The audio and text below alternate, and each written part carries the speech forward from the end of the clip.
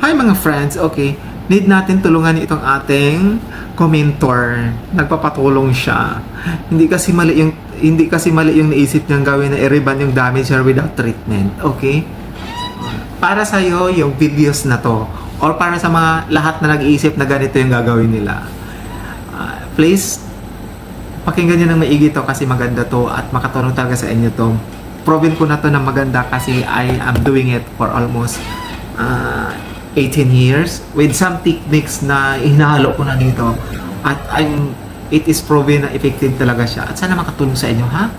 Please listen and then intindihin mo ng maigi kasi malaking bagay ito for these questions solutions. Thank you very much. God bless you.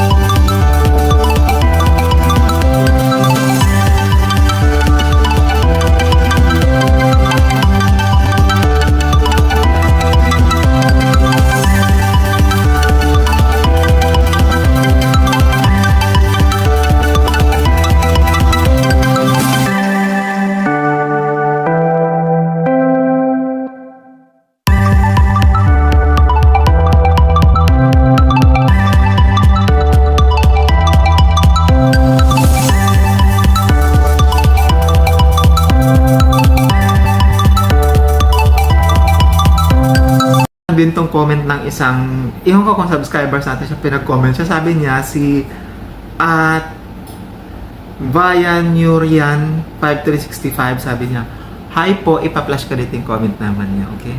Sabi niya, hi po, pwede po ba i-reband yung damaged hair without treatment po? Neutralizer lang po, yung di na po lagyan ng Brazilian keratin or kahit ano pong rebanding lang po. No, hindi pwede. Damage na nga eh. Kaya kailangan may treatment. Okay, yung techniques dito sa sinasabi mo na damaged hair without treatment, hindi talaga siya pwede na yung damaged yung damaged hair is gagawin mong reband without treatment. Kailangan talaga ng treatment yan. After mo ng reband number 1 na binrake yung bands ng buhok, tapos yung iron mo para ipa-flat yung buhok, yung neutralizer pang-lock lang yun. So paano mo lalagyan ng neutralizer lang? So hindi yun okay.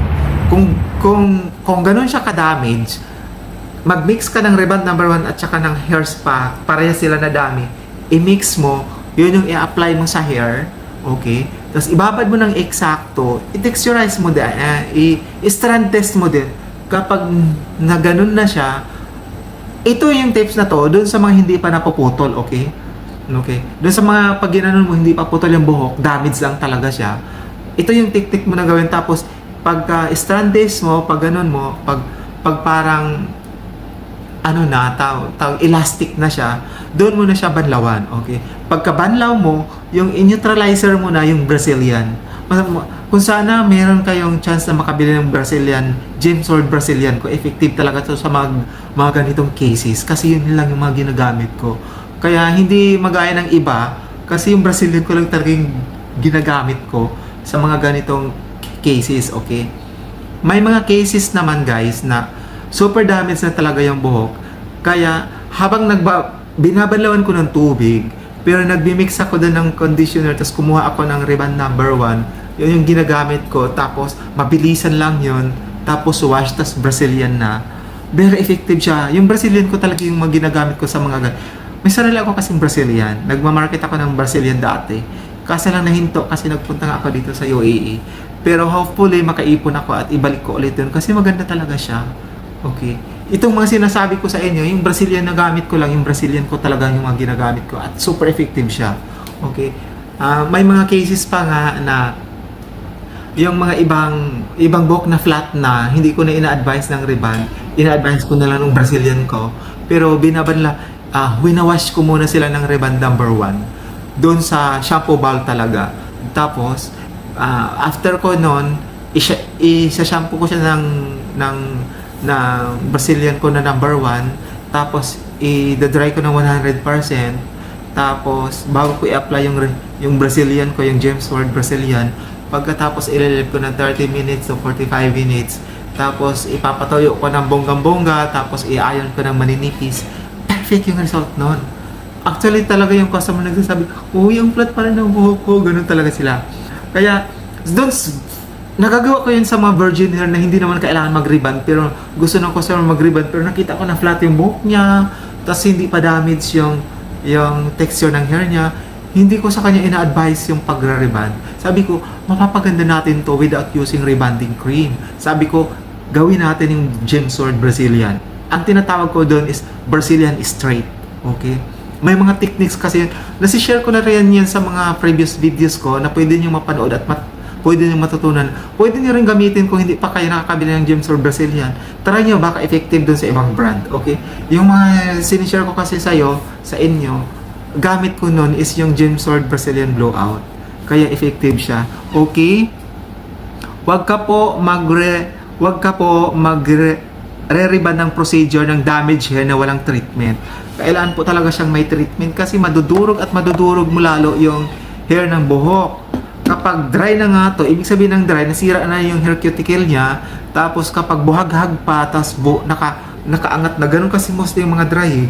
Instead na flat, umaangat yung buhok, ibig sabihin nasira na yung inner cortex nun. Okay? Kapag lalagyan mo pa ng reband without treatment, may tendency na masira mo na naman yung medulla ng hair.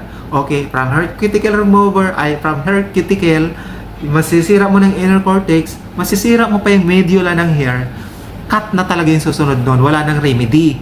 Kaya mag-ingat ka. Wag mong, sana po masagot, pwede po kaya cream silk ilagay? No, gumamit ka ng pang hot oil o kaya ng Brazilian, ng hair spa. Yun yung si cream silk kasi, may binabagayan sila ng mga mga buhok. It's not made for this problem.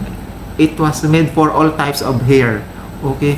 Pero hindi kasi yon advisable. Meron pa nga akong cases na nag-super oily yung buhok, tapos nag-falling hair, kasi gumamit siya ng pink na variant. Okay?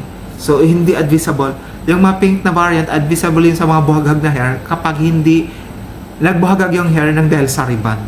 Okay? Kailangan talaga i-treatment mo siya. Dapat after nga ng process mo, magba-Brazilian ka para mag-flatten siya. At the same time, magkaroon ng keratin yung hair mo para na in the long run, paunti-unti, mag-heal yung damage. Okay? Yun yung reason nun, kaya iba-Brazilian mo. Pwede ba yung Botox? Pwede naman yung Botox. Okay? Pero kasi may mga ibang procedure yung Botox na hindi okay. Ginagawa nila, nire-reband pa nila muna ng number 1. I-damage na nga eh. Okay? Basta i-mix mo yung reband number 1, tapos yung hair spa, tapos pag naka-apply na, pag natingin mo na parang may masamang effect agad, pwede mo siyang i-wash out, agad-agad gamit yung tabo, tapos applyan mo ng the whole process ng hair spa o kaya hot oil, tapos ibabad mo pa rin siya ng matagal. Okay? Kahit mga 30 minutes. Huwag yung banlawan mo kaagad sutali kasi ganito ganyan, hindi. Banlawan mo siya, pwede naman banlawan mo, tapos yung hindi naman yung super banlaw, okay. Tapos lagyan mo ng hot oil, tapos ibabad mo pa rin siya. Okay? Kasi yung reason nun, kaya binanlawan mo siya kasi nandun pa rin yung gamot nun, okay. Huwag mo lang banlawan ng 100%. Tapos lagyan ng hot oil after, tapos ibabad mo pa rin para unti-unti lang yung pagkaluto ng buhok. Hindi yung biglaan, yung para nagprito ka. Diba? Pag malakas yung gamit mong apoy, masusunog yung ibabaw pero yung loob hilaw. So, ganun din yung gagawin mo. Kaya yun yung technique mo na gagawin para maluto mo siya ng paunti-unti nang walang damage yung hair. Okay? Mas maganda haluan mo ng Berrymood Superflex. Okay? Para same effect pa rin pero less yung damage. Tapos ganun pa yung procedure mo. So, ang reason kung bakit yun yung techniques na binibigay ko sa inyo is para unti-unti lang siya maluto. Hindi siya yung mabilisan na maluto. Kaya it takes time pa rin talaga pag ganyan. Huwag ka magmamadali. Okay? Sa lahat ng procedure, kapag hindi mo minabadali, mas maganda yung gawa mo kasi hindi ka gagamit ng instant na procedure, ng instant na way. Okay? Kailangan pag mga damage na hair, need mo pa rin kasi siya talaga yung ma-break yung bands para na pagdating ng pinaka-result mo, flat talaga siya. Kasi yung spiral na bands, tapos nagbuhagag, mostly kasi pag mga dry, nagwi-wavy lalo yon, tapos nagtitikwas. So, kailangan mo talaga ma-break yung bands na yon para pag iron mo, mafa-flat siya at ma-maintain na yung flat nun using the number 2 o kaya the Brazilian. Kasi si Brazilian, lalo na si James Earl Brazilian, maganda talaga siya. Okay? Kaya abang-abang lang kayo, sana maibalik ko yon. Okay? Sana maibalik ko siya. Meron pa ako ngayon inoobserbahan kung mas maganda. Sabi nila mas maganda dun sa dati kong sana maging successful tapos pwede ko nang i-market. Abang-abang lang kayo, okay? Para na mas meron kayong magamit na mas effective doon sa mga, kasi hindi maiwasan na meron talagang damage yung buhok. Hindi maiwasan na hindi magdry buhok kasi kahit sa pang-araw-araw, kahit actually may mga buhok na kahit hindi ka naman nag-undergo na hindi naman sila nagpapasalon, pero damage pa rin. Okay? Hindi yun dahil sa hindi dahil sa nagpapasalon ka na nagpapasalon. Although meron yun factor, okay, pero dun lang yun nangyayari dun sa mga hindi marunong gumawa ng buhok. Pero yung mga marunong kasi gumawa, meron silang techniques kung paano maalagaan yung hair mo. Okay guys, thank you very much. At sana nakatulong sa inyo yung tips ko na sa inyo na to. I love you all.